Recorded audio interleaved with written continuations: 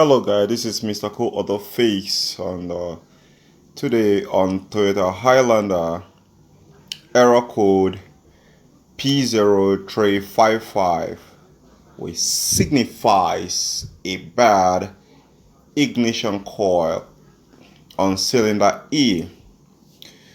Okay, it could also happen in Toyota Camry, Toyota Corolla, Toyota Sequoia, or the Toyotas. It could happen on some other cylinders, not just on coil E, but on today we are specific on coil E. And how to locate a coil E, which a lot of you are gonna ask if it is for V6 model, maybe Highlander or some other Toyota V6 engine. The coil E is going to be the same as cylinder 5. The cylinder 5 is going to be on the bank 1. The bank 1 is going to be the rear cylinder, not the first cylinder when that is close to your oil dipstick. It's going to be the first cylinder that is after. So if it is a V6 engine, you probably not gonna be doing it by yourself. It's not gonna be for DIY. But if it is for 4 cylinders, depending on the intensity or the level, the degree of the issue, it might not be for DIY. The obvious reasons is gonna be the coil, to replace the coil.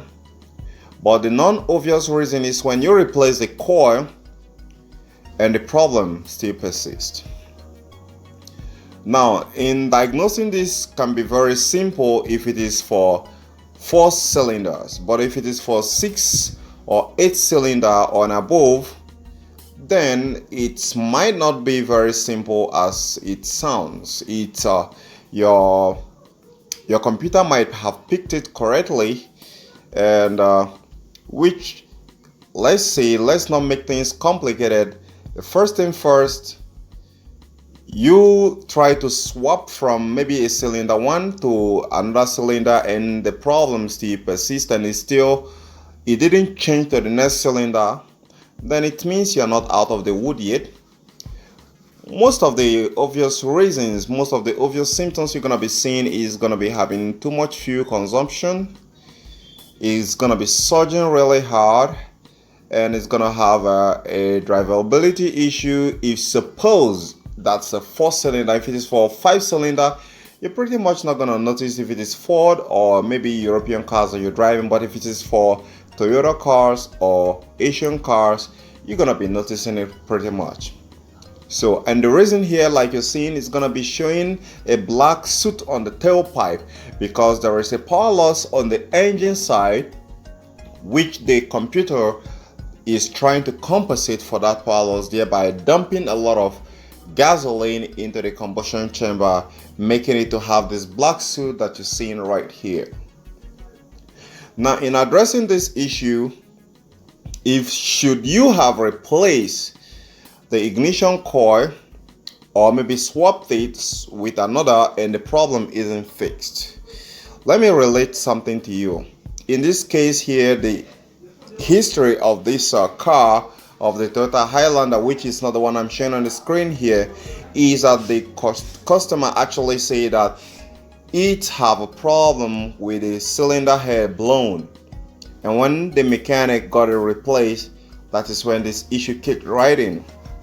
So what we first thought could be the problem is that the valve might have burnt, or maybe the rings might have shrinked, which is a common case with Toyota Matrix, Toyota Camry 2.4, 2003 model, 2004 model.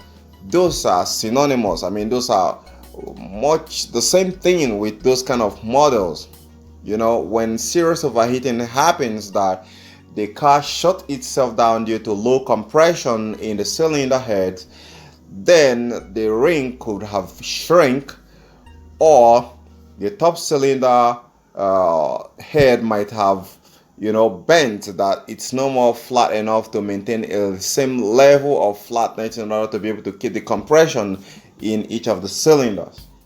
So in this case, some of the mechanics were thinking that it has affected the top cylinder head. But I said no, we should look into it because the computer was specific. It was pointing bank E, and we should go to bank E and see exactly what happened. So when we go to the bank E, what happened is that a spark on that very bank E was foiled. Now when the spark is foiled, doesn't mean that the ignition coil is bad. Just like the ECU is pointing, it's just giving you a clue to the cylinder to focus on.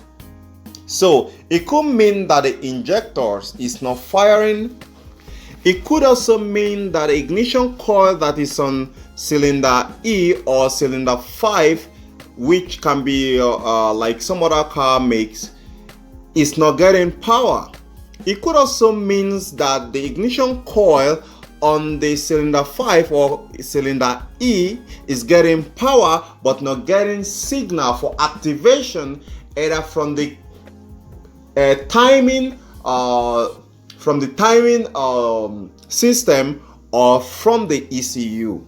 Now that's why I said depends on what you're dealing with. It could be very simple as replacing the ignition coil, and it could be very, very hard as not even just about replacing the ignition coil, especially when it changes from 4-banger to 6-banger. So if it goes to 6-banger, you're going to be removing the intake manifold, and when you're trying to remove the intake manifold, there's a lot of features that is there for you to get out of the way in order to get your hands close to that. So it's not going to be very easy job to fix for a DIY. I don't recommend a DIY in this very situation. You should take it to a professional, because now if like I said, the easy ones is going to be swapping the ignition coil to that same bank and in that same cylinder, and see if it's going to change, if it's going to travel to the next cylinder, as much as replacing the spark. If suppose the spark is dead, pretty much the computer is also going to be looking at it like a bad ignition coil. But in this case, I have swapped the ignition coil and also swapped the spark, because other 5 cylinders are working fine except that coil E, that's cylinder E. So which shows that it could be that the valve is not closing very well, or the ring in that very cylinder is affected. But that is very, very unusual for a car that overheated and every other cylinders are good except the cylinder A. It means there is something about that cylinder E. It could be that there is no power coming to that ignition coil, and the ECU is going to pretty much interpret it that the ignition coil has a problem. It could be that there is no reference signal coming from the ECU that's supposed to activate the ignition coil to ignite the air fuel mixture. The computer is also going to explain that as a faulty coil E, which is on the cylinder E. Are you getting me right now?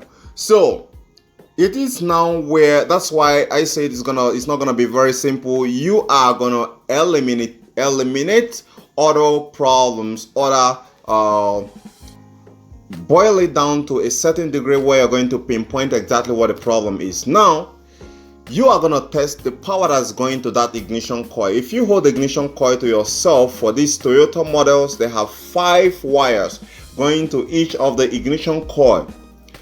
Now the first wire by your left should be the positive, that's the mains. That is as soon as you switch on the ignition coil, you should have a 12 volts power coming to that. Then the one on the left, far left, is gonna be the ground. It should also be getting a 12 volt constant power as soon as you switch on the ignition. When you use your multimeter to test between that very pin right there, the female pin right there, and the positive of your battery, you should be getting 12 volts.